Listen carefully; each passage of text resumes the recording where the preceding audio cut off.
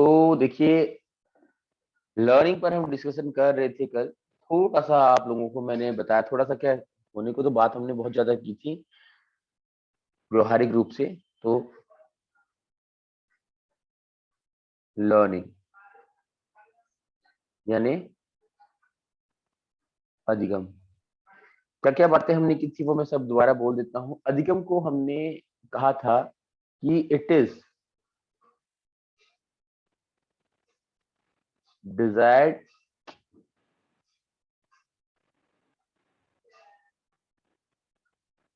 Change in behaviour, है ना, और एक्वायर्ड नॉलेज। दो भाषाएं हमने परिभाषाएं पढ़ी थी, हमने समझा था दो विचारधाराओं के माध्यम से, जहां पर जो व्यवहारवादी विचारधारा है, जो बिहेवियरिज्म है आपका, जिसके जनक जेबी वॉटसन को माना जाता है, और जिसमें आप पावलोव को, स्किनर को, थॉर्नडाइक को, इनको पढ़ते हैं। तो इन्होंने ये बोला है कि अगर किसी बच्चे में आपको व्यवहार, जैसा आपको बच्चे का बनाना है, आपको वैसे ही वातावरण में बच्चे को डालना पड़ेगा। अगर बच्चे को अच्छा बनाना है आपने, तो अच्छे लोगों के बीच में रखना होगा। बच्चे को अच्छा नहीं बनाना है तो आप बुरे लोगों के बीच में रखेंगे, तो बच्चा जैसे वातावरण में रहेगा वैसा बच्चा सीख जाएगा।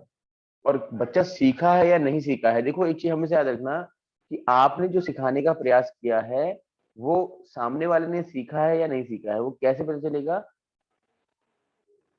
Action verb. क्योंकि हम ब्लूम टैक्सोनॉमी पढ़ चुके हैं, तो ये टर्म आप सुन चुके हैं, एक्शन वर्ब, यानी कि जो बच्चा करता है, ठीक है, क्रिया। बच्चा जो करता है उसके माध्यम से पता चलता है कि बच्चे ने सीखा है या नहीं सीखा है। आपने बच्चे को सपोज आटा गूंदना सिखाया, देखो एग्जाम्पल थोड़े से आपके किचन से रहते हैं मेरे, क्योंकि मोस्ट ऑफ ऑल हमारे जो स्टूडेंट्स होते हैं, लर्नर्स होते हैं, वो फीमेल्स रहती हैं, और उनको आई होप कि ये सारे अनुभव रहते हैं। ठीक, आटा गूंदना आप बच्चे को सिखाना चाह रहे हैं। अब बच्चा सीखा है नहीं सीखा कब पता चलेगा? जब बच्चा आपके सामने बिना किसी सहायता के आटा गूंद पाएगा, हाँ या ना, बताइए। आपने बच्चे को बाइसाइकिल चलाना सिखाया, ठीक है ना, या स्कूटी जी। चलाना सिखाया आपने, तो अब कैसे पता चलेगा बच्चा आपका सीखा है नहीं सीखा है? जब बच्चा बाइसाइकिल और स्कूटी बिना आपकी सहायता के चला पाएगा।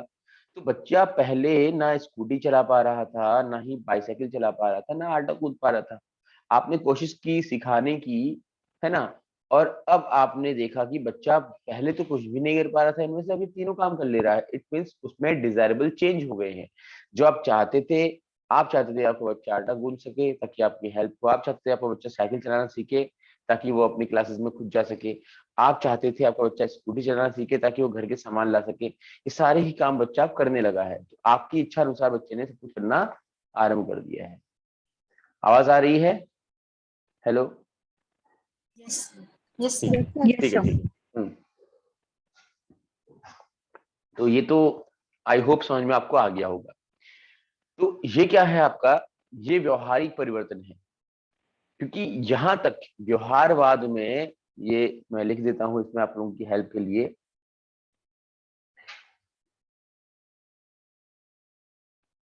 व्यवहारवाद, व्यवहारवाद जिसको हम इंग्लिश में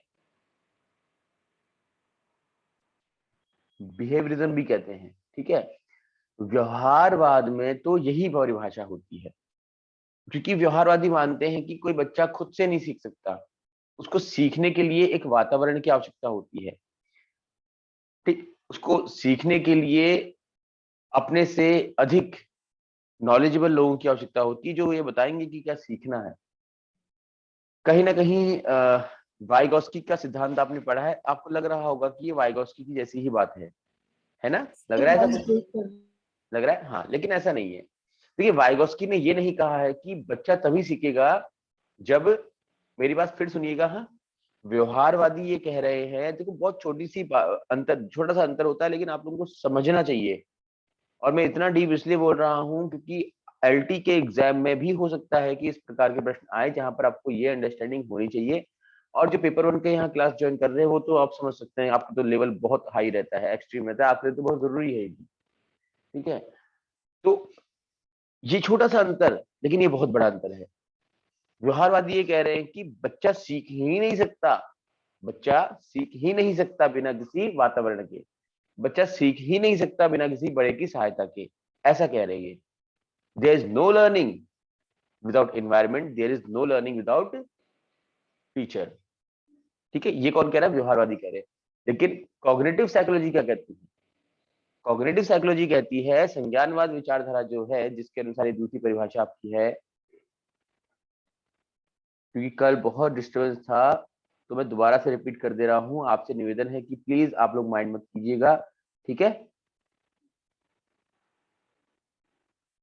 कि सर ने कल की क्लास भी यही पढ़ाई, आज भी यही पढ़ा रहे हैं, बिकॉज जरूरी है।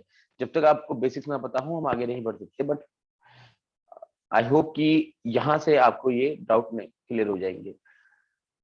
संज्ञानवाद ये कहता है कि किसी भी बच्चे का जो अधिगम है, जो लर्निंग है, वो बच्चे के अंदर से होता है, ठीक। जैसे जैसे बच्चा बड़ा होता है वैसे वैसे उसको सीखने की क्षमताएं बढ़ने लगती है।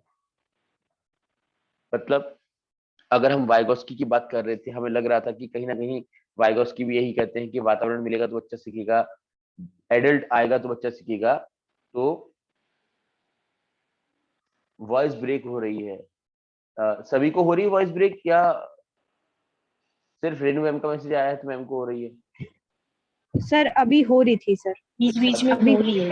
अच्छा, अभी ठीक हाँ है, अभी प्रॉपर है सर। ठीक है, ठीक है। चलो थोड़ा सा वो हो सकता है नेटवर्क इश्यू हो, तब वो किसी के भी एंड में हो सकता है, मेरे एंड से भी हो सकता है, आपके एंड से भी हो सकता है, ठीक है। बहरहाल हम कंटिन्यू रखते हैं इसको, थोड़ा सा मैनेज कीजिएगा क्योंकि रिकॉर्डिंग आपको मिल जाएगा तो ये इसमें सब आवाज साफ रहेगी आप लोगों की, ठीक। कहने का मतलब यह है कि अब जो वाइगोस्की की जो विचारधारा वो ये कह रही है कि बच्चा सीखेगा, बच्चा बिना वातावरण के भी सीखेगा। व्यवहारवाद कह रहा है there is no learning without environment, लेकिन संज्ञानवाद कह रहा है there is a learning without environment. किसी वातावरण के बिना अधिगम होता है। व्यवहारवाद कह रहा है there is no learning without teacher, संज्ञानवाद कह रहा है there is a learning without a teacher. But बस अंतर यह है कि वाइगोस्की एक मानता है कि अगर वातावरण मिल जाए और कोई MKO, पढ़े होंगे आप लोग, कोई MKO मिल जाए, और वातावरण का मतलब क्या इसके लिए, ZPD मिल जाए, तो इसकी लर्निंग जो है वो थोड़ी फास्ट हो जाएगी। बस ये कह रहा है कि लर्निंग जो है वो तो अगर वातावरण नहीं होगा तब भी लर्निंग होगी। वाइगोस्की मान रहा है कि बिना वातावरण के, बिना ZPD, बिना MKO के भी लर्निंग होगी, बट अगर आपको ये मिलता है तो आपकी लर्निंग अच्छी हो जाएगी। उदाहरण के लिए अगर आपको डांस सीखने का शौक है तो ठीक है, आपने गाना लगाया, अपने हिसाब से आप मूव्स करने लग गए, अपने हिसाब से आप मूवमेंट्स करके या फिर स्टेप्स करके डांस सीखने लग गए, तो आप सीख रहे हैं। लेकिन वाइगोस्की कह रहा है कि अगर आप किसी डांस इंस्टीट्यूट में जाएंगे तो आप कम समय में बेहतर सीख लेंगे, बस इतनी सी बात है। व्यवहारवादी विचारधारा को देखें तो व्यवहारवादी विचारधारा ये कह रही है जब तक आप डांस इंस्टीट्यूट में जाएंगे नहीं तब तक आप सीख ही नहीं सकते। ये अंतर है। आई होप कि आपको डिफरेंस क्लियर हुआ होगा, ठीक है। तो संज्ञानवादी विचारधारा जो है या कॉग्निटिव साइकोलॉजी है, उसके अकॉर्डिंग क्या है, learning is acquisition of knowledge, किसी भी ज्ञान की प्राप्ति करना, वो ज्ञान की प्राप्ति किसी वातावरण में रह के भी हो सकती है, बिना किसी वातावरण के भी हो सकती है, किसी टीचर की सहायता से भी हो सकती है। टीचर की डिजायर है कि बच्चा ये सीखे, पेरेंट्स की डिजायर कि बच्चा ये सीखे तो भी हो सकती है। लेकिन यहाँ पर इंपॉर्टेंस बच्चे की है और डिजायर भी बच्चे की रहेगी। बच्चा जो चाहेगा वो अपने हिसाब से सीख लेगा, ठीक है। Your internet connection is unstable दिखा रहा है, ये हो सकता है कि आपको दिक्कत हो रही हो थोड़ी सी। अभी ठीक है ना, आवाज आ रही proper? Hello, hello. Yes sir, yes sir. तो मैं क्लियर कर रहा हूँ इसको, अगर नोट करना चाह रहे तो नोट कर लीजिए, स्क्रीनशॉट ले लीजिए, ठीक है। वैसे भी वीडियो आपको मिल जाएगा इसका। इसके बाद हमने डिस्कशन किया था कल की क्लास, अभी तो कल की क्लास का ही चल रहा है रिवीजन आप लोगों का, लॉज ऑफ लर्निंग।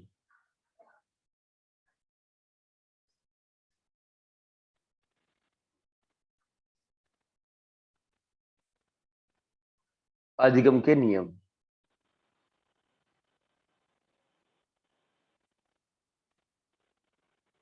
आज थोड़ा सा स्वास्थ्य ठीक नहीं था मेरा, इसलिए मैं क्लास लेट ले रहा हूँ।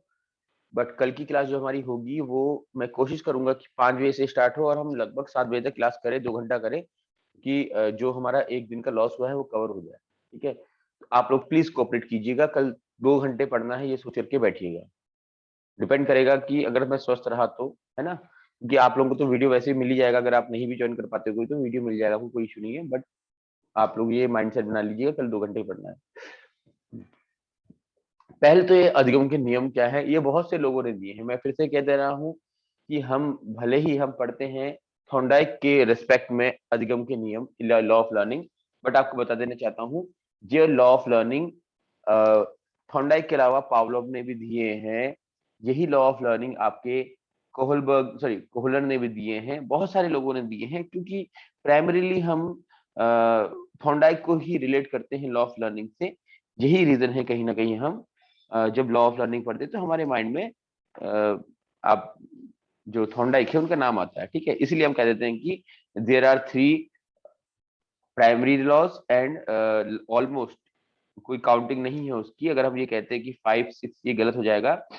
Almost 5 to 6 secondary laws. ठीक है, ये आपको याद रखना। अब ये लॉ कौन कौन से हैं ये देख लेते हैं। तो सबसे पहले तो अब लिखिएगा लॉ ऑफ लर्निंग किसने दिया है। अगर पूछा आता है अधिगम के नियम किसने दिए हैं, तो सबसे पहले थॉर्नडाइक ने दिए थे।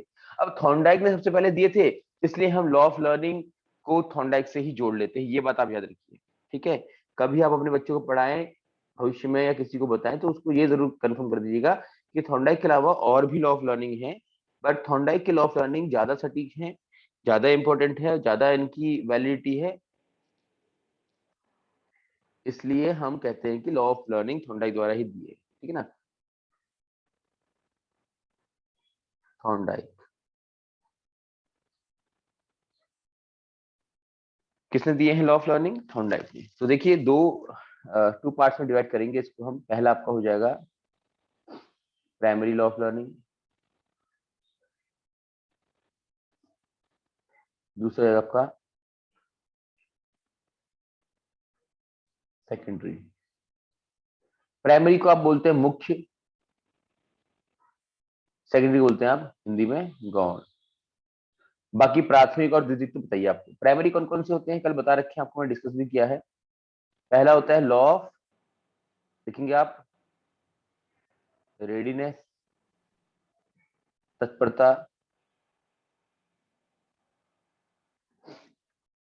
ठीक है, अभ्यास। हाँ, very good very good. Law of exercise यानी कि अभ्यास, या लॉ ऑफ, हाँ प्रैक्टिस, अभ्यास ही हो जाएगा, हिंदी में आपको 2 ही नाम होंगे, प्रैक्टिस और एक्सरसाइज। एक्सरसाइज। ठीक है, अभ्यास, और तीसरा आपका लॉ ऑफ इफेक्ट। इफेक्ट प्रभाव का। और आपको ये चीज यहाँ पर नोट कर लेनी चाहिए साथ ही साथ कि इस प्रभाव के नियम से प्रभावित होकर के ही स्किनर ने अपना सिद्धांत दिया है। ठीक है, आप लिख सकते हैं इसमें स्किनर का जो सिद्धांत है, ठीक है, वो थॉर्नडाइक के प्रभाव के नियम से प्रभावित होकर के ही प्रस्तुत किया गया है। ठीक है, और लिखा आप लोगों ने। और जो ये आपका लॉ ऑफ एक्सरसाइज है, लॉ ऑफ प्रैक्टिस आपका है, इसके 2 सब लॉज भी होते हैं, law of use and law of disuse. मतलब कि अगर आप अभ्यास करेंगे, उपयोग लिख दीजिए, उपयोग और अनुपयोग। कि अगर आप अभ्यास करेंगे तो आपको याद रहेगा, अगर आप अभ्यास नहीं करेंगे तो आपको याद नहीं रहेगा। मतलब जो भी आपने सीखा है वो कितने समय तक आपके साथ रहेगा वो डिपेंड करता है आपके अभ्यास पर। हाँ, अब यहाँ पर कुछ अपवाद भी होते हैं, अभ्यास के नियम पर मैं बात कर रहा हूँ, क्योंकि कुछ जो हमारे मोटर स्किल्स होते हैं, मोटर स्किल्स मतलब कि जिनका संबंध हमारी मांसपेशियों से होता है, जैसे साइकिल चलाना, स्विमिंग करना, चलना, ठीक है, या फिर कह लीजिए कि आप आटा गूंदने की बात कर ले रहे हैं, है ना, या कोई भी ऐसा स्किल जिसका संबंध आपके मसल्स मेमोरी से है या फिर आपके मोटर स्किल से। तो वो जो स्किल, पहली बात तो मसल मेमोरी से जिनका संबंध होता है उनका मोटर स्किल कहते हैं, और मोटर स्किल हम एक बार अगर सीख लेते हैं उसको हम भूलते नहीं कभी, ये आपको याद रखना है।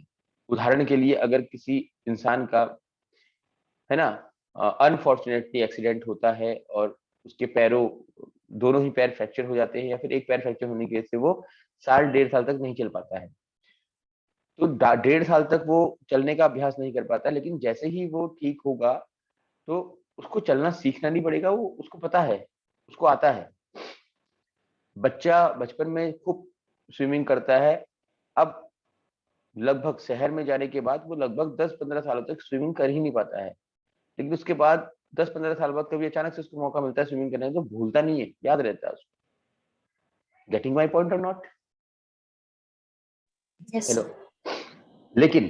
लेकिन बात करें हम, अगर जैसे बचपन में आप क्लास 8th या 9th में की बात कर लेते हैं, वहां पर आपने जो मैथमेटिक्स के सम्स किए हैं वहां पर आपको आते थे, उसके बाद आपने मैथ्स छोड़ दिया 11th क्लास से, और लगभग 10-12 साल मैथ्स छोड़ने के बाद बिल्कुल भी आपने ना किसी को पढ़ाया ना खुद पढ़ा मैथ्स, अब आप अचानक से करने लगते हैं, तो कहीं ना कहीं आपको थोड़ा सा प्रॉब्लम फेस करनी पड़ेगी और आपको दोबारा से सीखना पड़ेगा। भले ही अब जो आप दोबारा सीख रहे हैं उसमें आपको सीखने में कम समय लगेगा, लेकिन फिर भी आप ये पाएंगे कि आप कहीं ना कहीं भूल चुके हैं। Getting my point? आ रहा है समझ में आप लोगों को? हेलो। आपने बचपन में Yes, sir. कोई, हाँ, आपने बचपन में कुछ श्लोक पढ़े हैं, आप कंठस्थ से श्लोक, बहुत सारे श्लोक आपने याद किए थे, अब कहीं ना कहीं आप लग रहा है आपको कि भूल गए हैं। अब यहाँ पर डिपेंड करता है, भाषा का प्रभाव भी होता है। मैंने आपको सिमेंटिक मेमोरी में बताया है, यही रीजन है कि हम अधिगम से पहले मेमोरी पढ़ चुके हैं, तो आपको बहुत सारा फायदा मिलेगा। सेमेंटिक मेमोरी में बताया है, जो भाषाई प्रवाह के कारण जो हमारी स्मृति बनती है, कि अगर वो श्लोक जो है उनमें एक भाषा प्रवाह था, वो आप नहीं भूलते हैं, वो आपको याद रह जाते हैं। लेकिन फिर भी अगर हम बात करें कि अनयूजुअली जो आप प्रयोग करते हैं श्लोक, जो बहुत कम आपके यूज में आते हैं, उनको आप भूल गए होते हैं, है ना। जैसे कोई भी श्लोक ले लीजिए आप, बताओ कोई श्लोक बोलो जरा जो आप बहुत यूज करते होंगे। वैसे तो श्लोक नहीं कहूंगा, मंत्र है ना, गायत्री मंत्र आप पढ़ते होंगे, पढ़ते हो, यस और नो? Yes, sir. तो आई होप कि गायत्री मंत्र क्योंकि आपके रेगुलर यूज में होता है तो शायद आप नहीं भूलते हैं उसको, है ना। लेकिन बहुत सारे ऐसे मंत्र या बहुत सारे ऐसे श्लोक जो कि आपके यूज में नहीं है, उनको आप भूल चुके होते हैं, ठीक है। हाँ, आपको लग रहा होता है कि हाँ कोई नया दिन आया, आपने वो सुना, तो आपको लगता है हाँ सुना तो है, लेकिन बट आपको याद नहीं है वो, आपको पढ़ना पड़ता है बुक से बार बार, ऐसी बात है। आप हनुमान चालीसा डेली के डेली पढ़ते हैं या फिर हर मंगलवार को पढ़ते हैं तो आपको याद है, लेकिन आप जो अखंड रामायण होती है वो साल में एक बार पढ़ रहे हैं तो आपको याद नहीं हो पाती। अब याद ना होने के दो कारण होते हैं, पहला ये कि यूज में नहीं है, एक दिन आपने पढ़ा, ठीक। दूसरा भी रीजन होता है कि उसका जो कंटेंट है वो बहुत बड़ा है, तो कंटेंट ज्यादा होने की वजह से भी उसको याद करना इतना संभव नहीं हो पाता। लेकिन जो लोग रेगुलरली पढ़ रहे होते हैं तो आपने देखा होगा कि कई लोगों को रामायण या फिर सुंदरकांड कंठस्थ होते हैं, है ना।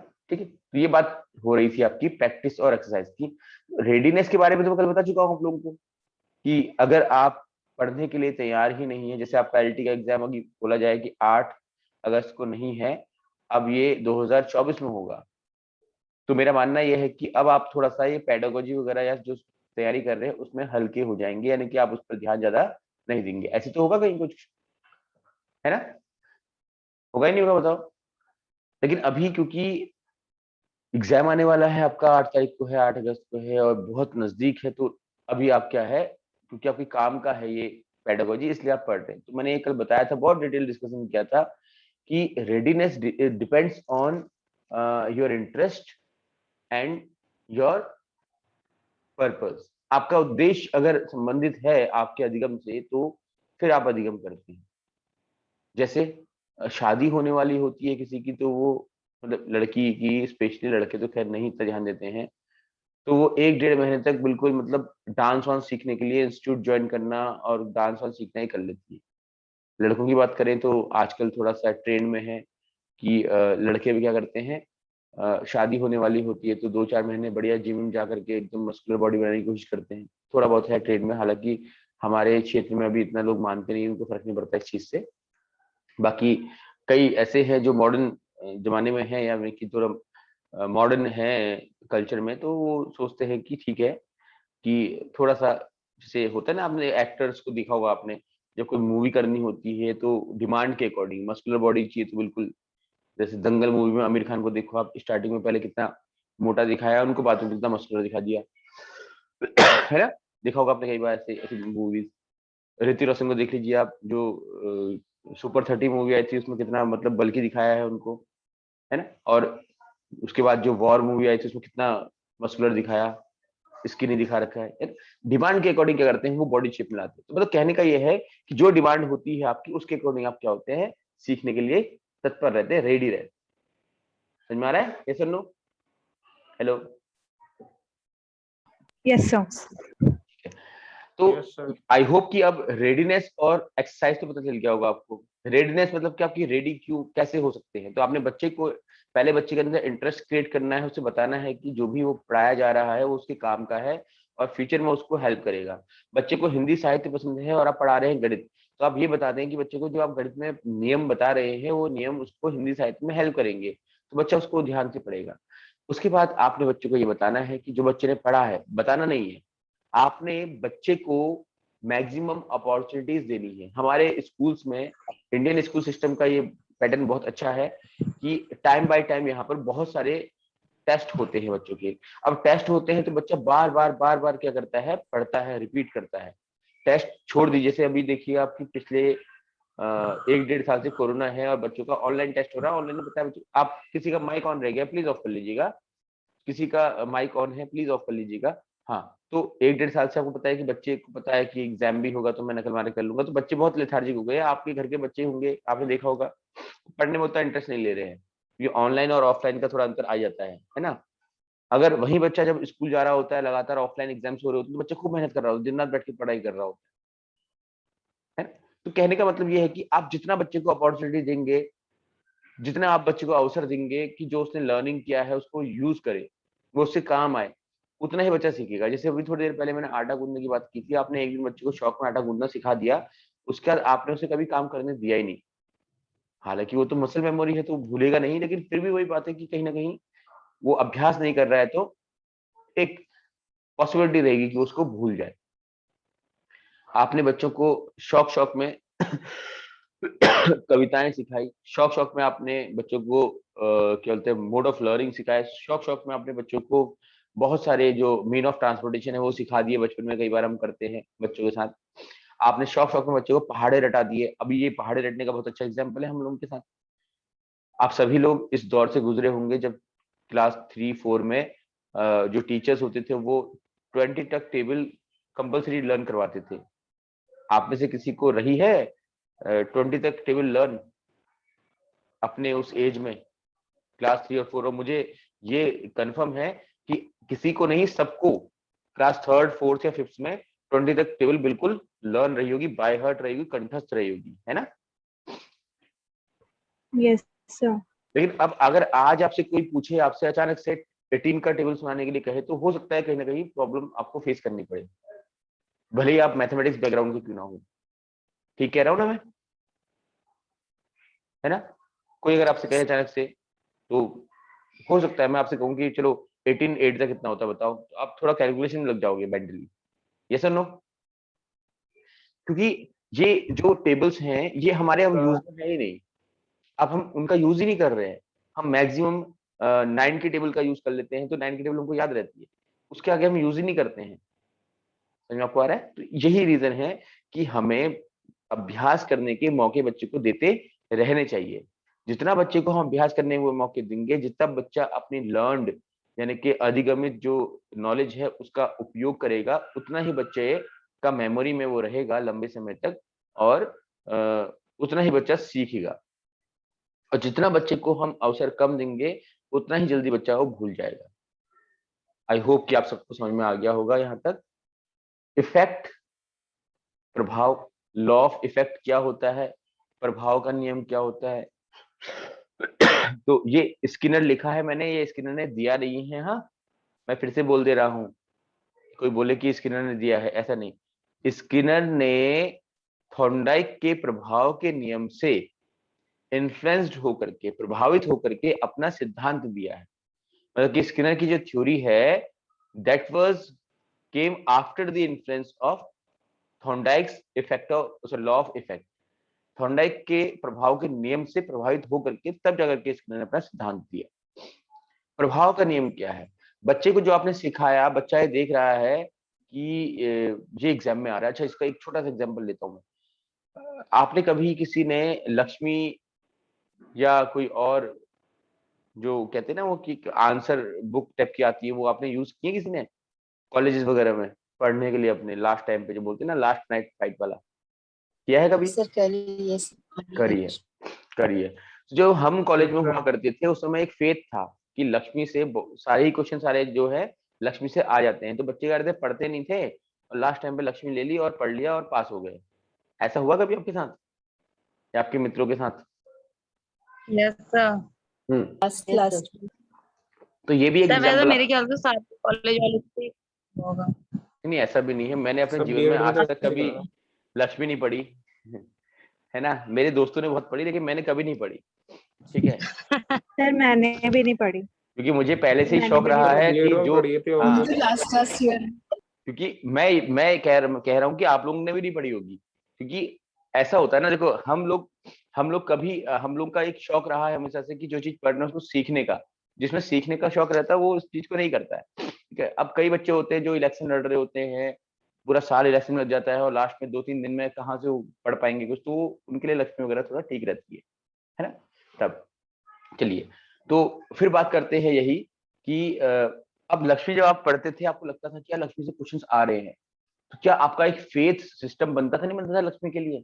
आपको ये एहसास होता था कि हाँ चलो यार, कुछ भी नहीं तो लक्ष्मी पढ़ करके क्वेश्चन तो इससे ही आने हैं, ये हो जाएगा करके। हाँ, बट मैं भले ही मैं ये कह रहा हूँ कि मैंने लक्ष्मी नहीं पढ़ी है, लेकिन मैंने लक्ष्मी में जो जो क्वेश्चन होते हैं उनको थोड़ा सा सिंसियरली देखा जरूर है।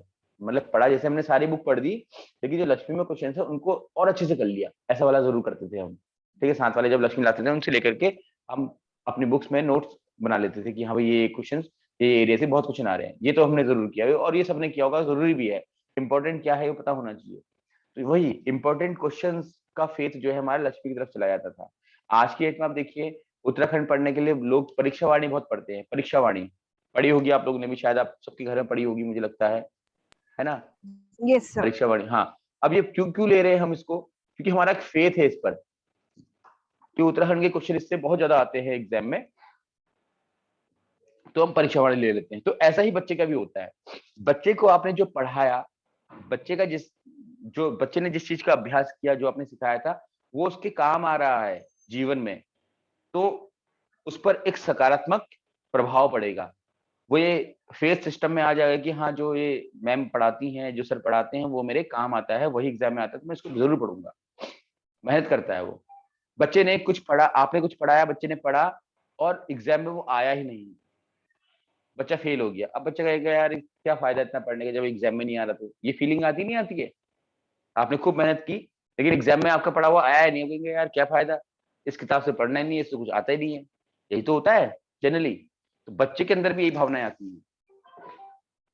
ठीक है, बच्चे के अंदर भी ये भावना आती है। बच्चा भी सोचता है कि यार चलो छोड़ो, जो पढ़ाया जा रहा है, जो मैं सीख रहा हूँ, जो मेरी लर्निंग है वो मेरे काम ही नहीं आ रही, तो मैं लर्निंग क्यों करूँ? आपके अंदर आएगा नहीं आएगा बताइए? आपने कार सीख ली मजे मजे में दोस्त के यहाँ जाकर के अपने, और फीस भी दे दिया अपने 3-4 हजार रुपए, उसके बाद आपको कार चलाने का मौका नहीं मिल रहा, आपको कोई कार देता नहीं चलाने के लिए, आप भूल गए, तो क्या अभी क्या होगा? आप कहेंगे छोड़ो यार क्या करना सीख करके, जब अपने वहां है ही नहीं। तो ये फीलिंग थोड़ी सी मुझे लगता है आप सब में आती होगी।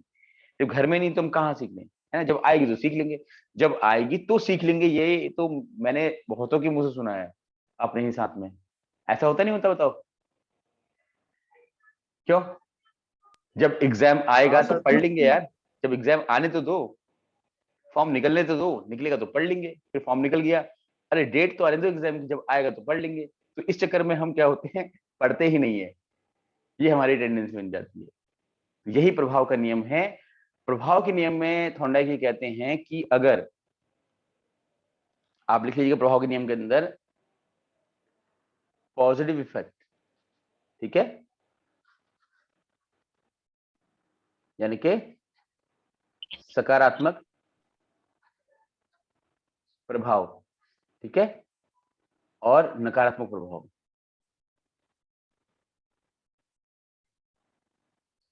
नकारात्मक प्रभाव जरूर लिखिएगा साथ में, हाँ, वरना नकारात्मक क्या है पता नहीं चलेगा।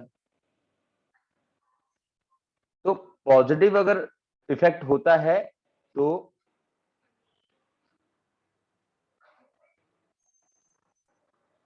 रीऑकरेंस ऑफ लर्निंग, ठीक है, लिख लीजिएगा, positive effect tends to reoccurrence of learning. सकारात्मक प्रभाव, देखिए अधिगम का सकारात्मक प्रभाव पड़ने पर, अधिगम का सकारात्मक प्रभाव पड़ने पर बच्चे में अधिगम की प्रवृत्ति और अधिक विकसित होती है, जबकि negative effect tends to non recurrence of learning. जबकि नकारात्मक प्रभाव पड़ने पर सीखने की प्रवृत्ति में कमी देखी जा सकती है। नकारात्मक प्रभाव पड़ने पर सीखने की प्रवृत्ति में कमी देखी जा सकती है। लिखा आप लोगों ने? तो ये था आपका प्राइमरी लॉ ऑफ लर्निंग पर डिस्कशन हमारा। अब इसके बाद हम secondary law of learning and then जो हमारे थ्योरीज है उसको डिस्कस करेंगे। कोई भी डाउट अगर आपका होता है तो आप पूछ सकते हैं, अदरवाइज फिर इसको आप देखिए, अच्छे से नोट्स बनाइए और फिर मिलते हैं नेक्स्ट क्लास में। Okay, thank you all, please rejoin again.